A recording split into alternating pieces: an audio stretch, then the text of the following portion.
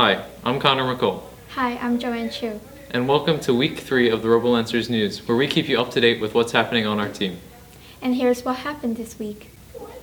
This week, our electrical team's main objective was to figure out a wiring scheme for the robots. They succeeded in determining the placement of the wiring, which will go underneath the robots, attached to the belly pan. This will make it easier to incorporate the electrical components once the drivetrain is completed. Another challenge the electrical team currently faces is the placement of the battery, but overall they were successful in their endeavors this week. Good luck to our electrical team. Now, over to Clifford for an ambush interview at the FTCA qualifier. So, Patrick, how you doing? Doing pretty good, and you? I'm fine. So, I'm here to interview you for this week's ambush interviews. So, how's the qualifiers?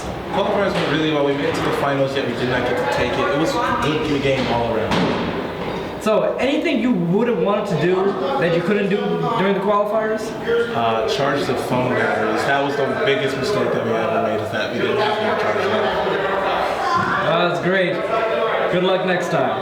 That was Patrick on the spot. Thanks, Clifford.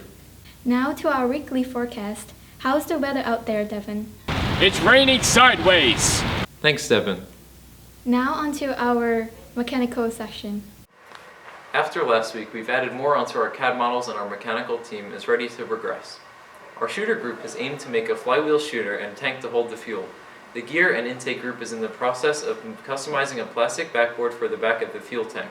The backboard will actuate and collect the gears and fuel. To prevent the mixing, we can drive up the loading station when it's down in order for it to direct the fuel into the tank. When the board is up, it'll direct the gears into a pocket. This pocket is made of two actuating pieces of plastic with a funnel sitting on top of them. When the gear comes down from the loading station with the help of the funnel, it rests inside the pocket. Once the robot drives the peg where the gear goes, the actuating side of the robot will move back and give the gear a push out, allowing the robot to move back and continue the game. The last group, or the drivetrain and climber group, decided that they are going to use PTO gearboxes for the drivetrain. They have also opted to have one side of the bumper to open. This opening will let the climber out. The climber is going to be a steel drum with two rods coming off of it. The drum will rotate, catch the rope, climbing it, lifting the robot. The drum is going to be powered by the PTO gearboxes. Altogether, we have decided that the robot will have 3 4-inch wheels on each side. The main goal for this week is to manufacture all these parts from our CAD that we will need.